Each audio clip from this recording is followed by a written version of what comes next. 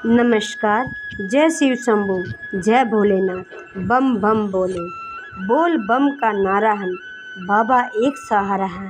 प्रिय भक्तगणों, आज मैं आप सभी के सामने बहुत ही भक्ति में शिव और राम की कथा लेकर आई हूँ। दोस्तों, मैं सदा भगवान शिव से प्रार्थना करती हूँ, हे भोलेनाथ, हे शिव शंभू, इस कथा को सुनने वाले तथा पढ़ने वाले या सुनाने वाले तथा हुंकारे भरने वाले सभी माताओं, बहनों व भाइयों को सुख शांति प्रदान करिए। प्रिय दोस्तों, आपसे निवेदन है कि आप कथा को अंत तक जरूर सुनें। आज की यह कथा बड़ी ही फलदायी कथा है, जो हर मनोरथ को पूर्ण करने वाली महादेव जी और प्रभु श्री राम की कहानी है। कथा को ज़्यादा से ज़्यादा शेयर करें और महादेव जी की कृपा का पात्र बने। दोस्तों, कहानी में आगे बढ़ने से पहले आपसे निवेदन है कि आप हमारे चैनल कविता कौशिक रियल वॉइस को सब्सक्राइब करिएगा और लाइक भी करिए, शेयर करें और हाँ, सामने बने बेल के बटन को दबाना न भूलिएगा, ताकि हमारी आने वाली हर नई वीडियो की जानकारी आप तक सबसे पहले पहुंच सके। तो चलिए दोस्तों, आज हम आपको शिव जी ने ली प्रभु श्री राम की परीक्षा के बारे में थोड़ी सी चर्चा करेंगे। श्री राम का वनवास खत्म हो चुका था।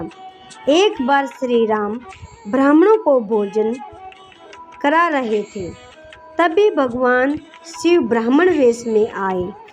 श्री राम ने लक्ष्मण और हनुमान सहित उनका स्वागत किया और उन्हें भोजन के लिए आमंत्रित किया।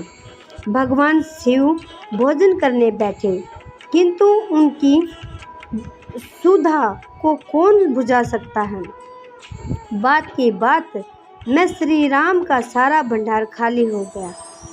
लक्ष्मण और हनुमान ये देखकर चिंतित हो गए और आश्चर्य में पड़ गए। एक ब्राह्मण उनके द्वार से भूखे पेट लौट जाए तो ये बड़े अपमान की बात थी।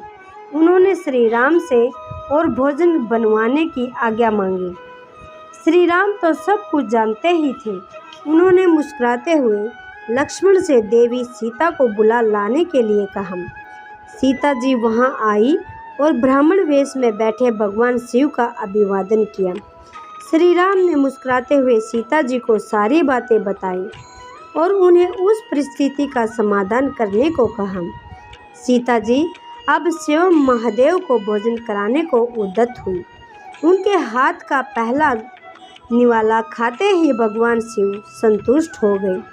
भोजन के बाद भगवान शिव ने श्री राम से कहा कि आकंठ भोजन करने के कारण वे स्वयं उठने में असमर्थ हैं। इसी कारण कोई उन्हें उठाकर सैया पर सुला दे। श्री राम की आज्ञा से हनुमान महादेव को उठाने लगे, मगर आश्चर्य, एक विशाल पर्वत को बात ही बात में उखाड़ देने वाले हनुमान, जिनके बल का कोई पार नहीं था, महादेव को हिला तक नहीं सके। भला रुद्र अवतार रुद्र की शक्ति कैसे पार पा सकते थे। हनुमान लज्जित हो पीछे हट गए। फिर श्री राम की आज्ञा से लक्ष्मण से कार्य करने को आए। तब तक वो ये समझ चुके थे कि ये कोई साधारण ब्राह्मण नहीं, अनंत की शक्ति भी अनंत ही थी। परम पिता ब्रह्मा, नारायण और महादेव का स्मरण करते हुए लक्ष्मण ने उन्हें उठाकर सैया पर लेटा दिया। लेटने के बाद भगवान शिव ने श्री राम से सेवा करने को कहा। स्वयं श्री राम लक्ष्मण और हनुमान के साथ भगवान शिव की चरणों की सेवा की। देवी सीता ने महादेव को पीने के लिए जल दिया। महादेव ने आधा जल पिया और बाकी जल का कुल्ला देवी सीता पर कर दिया। देवी सीता ने हाथ जोड़कर कहा, हे ब्राह्मण देव, आपने अपने जूठन से मुझे पवित्र कर दिया। ऐसा सौभाग्य तो बिरलों को ही प्राप्त होता है। ये कहते हुए देवी सीता उनके चरण स्पर्श करने लगी। तभी महादेव उस असली स्वरूप में आ गए। महाकाल के दर्शन होते ही सभी ने कर बंद हो उन्हें नमन किया। भगवान शिव ने भगवान श्री राम को अपने हृदय से लगाते हुए कहा कि आप सभी मेरी परीक्षा में उत्तीर्ण हुए। ऐसे कई अवतार थे जब किसी भी मनुष्य को क्रोध आ सकता था, किंतु आपने अपना संयम नहीं खोया। इसी कारण संसार आपको मर्यादा पुरुषोत्तम कहता है। उन्होंने श्री राम को वरदान मांगने को कहा, किंतु श्री राम ने हाथ जोड़कर कहा कि आपको आशीर्वाद से मेरे पास सब कुछ है।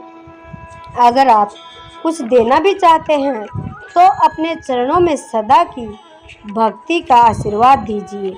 महादेव ने मुस्कुराते हुए कहा, आप और मैं कोई अलग नहीं है, किंतु फिर भी देवी सीता ने मुझे भोजन कराया है, इसलिए उन्हें कोई वरदान तो मांगना ही होगा। देवी सीता ने कहा, हे प्रभु, हे शिव शंभु, अगर आप हमसे प्रसन्न हैं तो कुछ काल तक आप हमारे राजसभा में कथा वाचन बनकर रहें। उसके बाद कुछ काल तक भगवान शिव श्री राम की सभा में कथा सुनाकर सबको कृतार्थ करते रहें। बोलो जय सिया राम। आज की यह कथा बस इतनी ही। कल फिर लेकर आएंगे एक ऐसी भक्तिमय कहानी। तब तक आप अपना ख्याल रखना, मस्त रहना, स्वस्थ रहना। ओम नमः शिवाय।